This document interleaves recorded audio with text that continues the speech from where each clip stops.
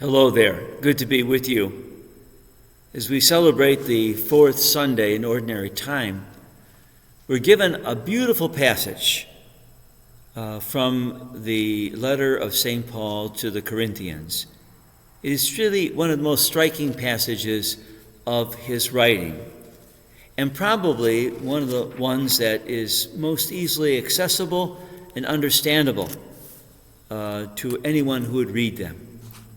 It is a writing that is often used at weddings in the Catholic Church, and it is the you might call it the hymn or the poetry about the meaning of love. One of the most interesting things about this passage about love is that St. Paul uses many verbs to describe what love is and what love does. It's an action, primarily an action above all other actions that take place in the Christian community. He begins, very interestingly, by speaking of special mystical experiences that one might have. He says, "If I speak in human and angelic tongues, but do not have love, I am a resounding gong." Then he goes on to say, if I had the gift of prophecy and can comprehend mysteries, and if I have faith to move mountains, which is a quote from Jesus, but do not have love, I am nothing. If I give away everything I own and hand over my body so that I may not boast, but do not have love, I gain nothing. It's a striking passage. A striking passage because St. Paul is dealing with a community filled with these exceptionally spiritual people. Exceptionally spiritual. The Corinthians were noted for some of their mystical and speaking in tongues, glossolalia, as it would be called in Greek. And yet St. Paul, who speaks of justification by faith, that we cannot depend on our works, he comes down to saying, but it's love that must be the action that is primarily and most important of the Christian community. He actually sums it up when he says, so faith, hope, and love remain, these three, but the greatest of these is love.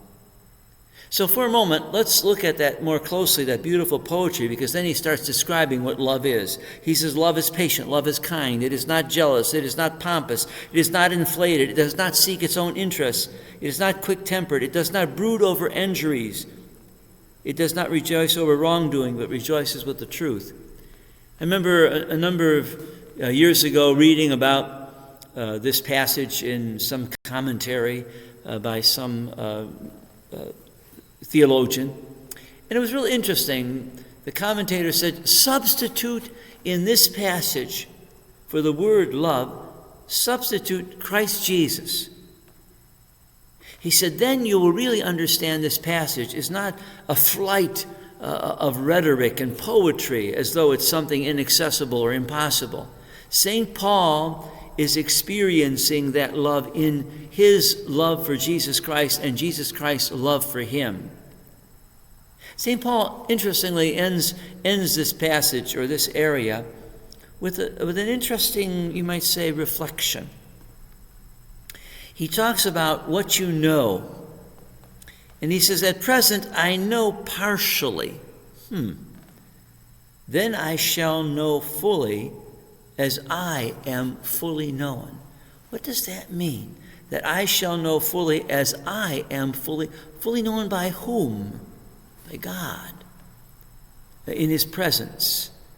When we walk through the gates of death into eternity, that what real knowledge is will really be revealed. It's being fully known by God, allowing God to know us in every aspect of our lives.